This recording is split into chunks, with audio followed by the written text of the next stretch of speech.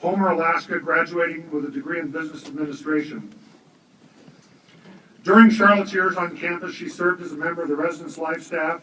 She participated in mentoring and counseling students. And just an aside, when I met Charlotte last week, Charlotte is a non-trad student. That is, she didn't come here as an 18-year-old freshman. She came a little later in her life. But Charlotte shared with me that one of the most satisfying parts of her experience here at Western was working so closely with so many of the undergraduates. And undergraduates, she wants me to thank you for all you've done to help her as well as the support she's given you.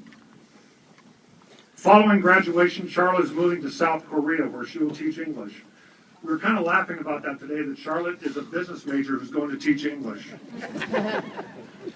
Good work, business faculty. Ladies and gentlemen, please welcome to the podium student speaker Charlotte Buchanan.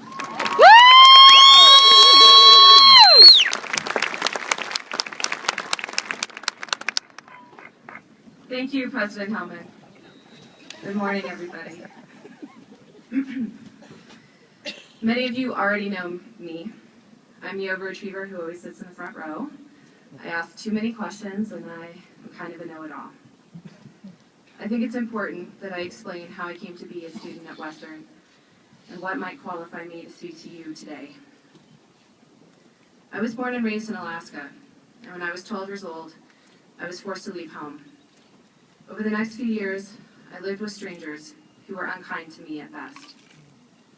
When I was 15, I went out on my own. I was determined not to just survive, but to thrive and to repair the future that was stolen from me. Over the next 15 years, I worked. I seized every opportunity I could, and by the time I was 30, I had carved out a successful career for myself. But for all my achievements, I had failed at gaining my greatest dream. I had always wanted to be a college student.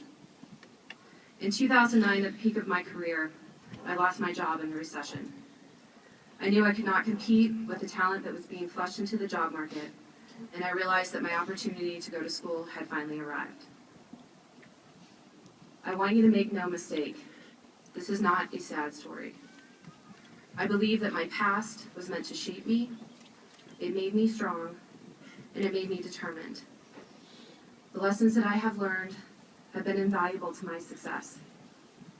And even though some days I wish I could have gone to college when I was younger, I look out at you, my class, and I know for certain that I was always meant to be here to share what I know, to live and grow with you. Over the years, many of you have come to me for advice. And all of you have gotten a piece of my mind, whether you ask for it or not. So naturally, I do not want to waste an opportunity to impart some final morsels of wisdom before you dive into this next phase of your life.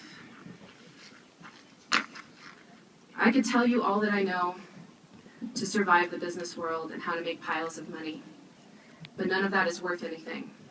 I know because I did it and it didn't make me happy. Instead, I will tell you some simple truths that I have learned along the way. The first, there is no perfect alignment of sequential events that could guarantee that you'll get it right. Happiness has no formula, and happiness is the only thing in life worth pursuing. No matter how simple it may seem, focus on what excites you, what drives you, and what brings you the most satisfaction. This is the only way to find your calling. We all have one, and it's your obligation to discover it and bring it to the world. Up until now, you've been a reflection of what your parents and your professors want you to be. In this next chapter, you will encounter the opinions of colleagues and society. It can be overwhelming, and you may forget the things that you thought you knew in the struggle to satisfy the people in your life. But there's a secret. Let go of who you thought you were going to be, and embrace who you really are. If something does not bring you joy, it's not worth your energy. The only regrets I have in life are when I loved someone who did not earn it, or I worked my tail off for someone who did not appreciate it. If the people in your life always treat you badly, it's because you allow them to. Insist on sincere relationships. You have the right to expect more from those around you. If what you're doing is not working, it's because you're headed in the wrong direction. Life is a flow, and if you swim against the current, you will drown. All that you know to be true is already written on your heart.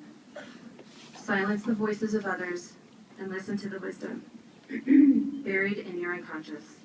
This is a truthful voice. It is the one that will not lead you astray, and ultimately, it is the only one that matters. Always say what you really think.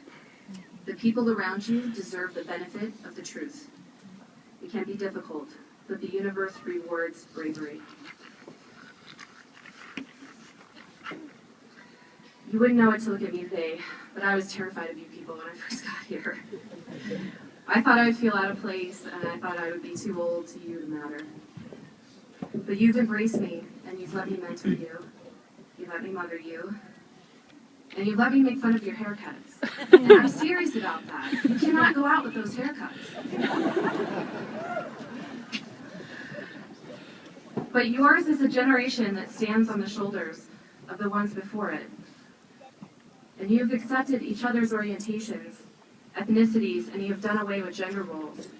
You are environmentally conscious and globally aware. You have championed the individual and expressed yourselves in ways never seen before. It has been my honor to study with you and to laugh and grow with you. And maybe you taught me a thing or two also. This next phase of your life will be exhilarating and confusing. And if later you ever find yourself wondering who you really are, know this. Your parents were wrong. Your professors, they were wrong. Society is wrong. But you are right. You knew who you were all along. Congratulations on achieving this milestone in your life, and thank you for letting me speak on your behalf.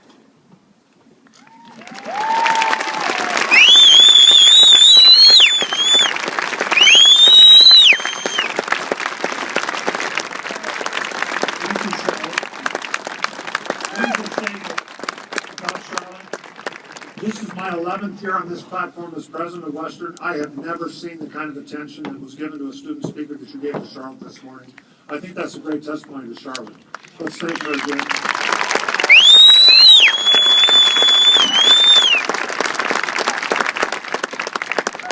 Our keynote speaker today is